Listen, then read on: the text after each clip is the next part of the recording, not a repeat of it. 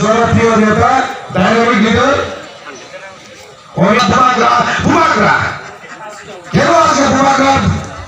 বুমাকরাকে নিয়ে আজকে আমরা থামসের আওয়াজ সারা ত্রিপুরা যে আমরা আজকে বুমাকরা আওয়াজ নিয়ে থামসের আওয়াজ নিয়ে আমরা সারা ত্রিপুরা যে ঘুরে সব থামসা হয়ে যাবে 70-72 বছর হয়ে গেছে আমরা 70-72 বছরে একটা মুসলিম এবং একজন ত্রিভাষাদের আমাদের গোপাল চেঞ্জ হয়নি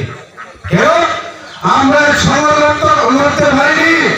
এক সময় আমরা লড়াই করা আমরা শিখিনি শুধু আমরা জানি ডিভাইড এন্ড রুল আপনি মুসলিম আমি ত্রিভাষা ভোট আয়ে যায় ভোট থাকবো ভোট আসে যায় কিন্তু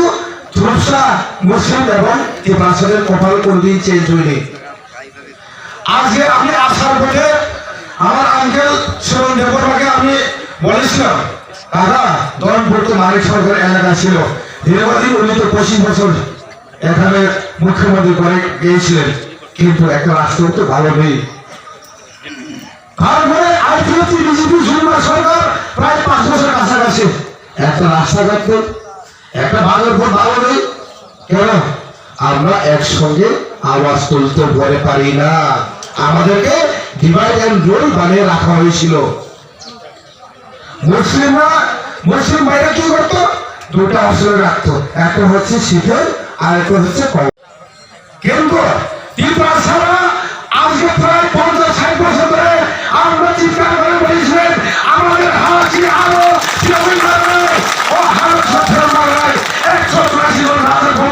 রাজত্ব হয়ে গিয়েছিলেন এই মাটিতে আমরা একটা ইঞ্চিও ছাড়বো না আমরাও জানি ডেমোক্রেসি বলে আন্দোলন করতে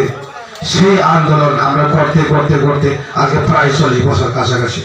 70-72 বছর ये देश आजादी हो गया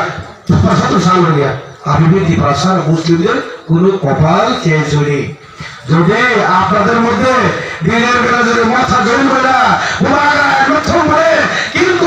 পরশুদিন যদি কংগ্রেসের মিটিংয়ে যদি যান এটাও কিন্তু আপনার কপাল চেঞ্জ হবে না কিন্তু বুঝতে হবে জিনিসটা একটা জায়গা থাকতে হবে নিশ্চিতভাবে থাকতে হবে মন্ত্রে লড়াচড়া করে না কিন্তু আমরা ত্রিভাষা প্রায় 17 লক্ষ মানুষ আমরাই থাকতে যদি কষ্ট হয় আপনারা মাইনরিটি কতজন আছে আপনারা আরো বিজেপি 2023 যদি আবার 15 জন বিজেপি সরকারে বসে মুসলিমরা এখানে থাকতে পারবে না আমি আজকে এই বড় পাথরে মহিত মিয়ার বাড়িতে বসে আমি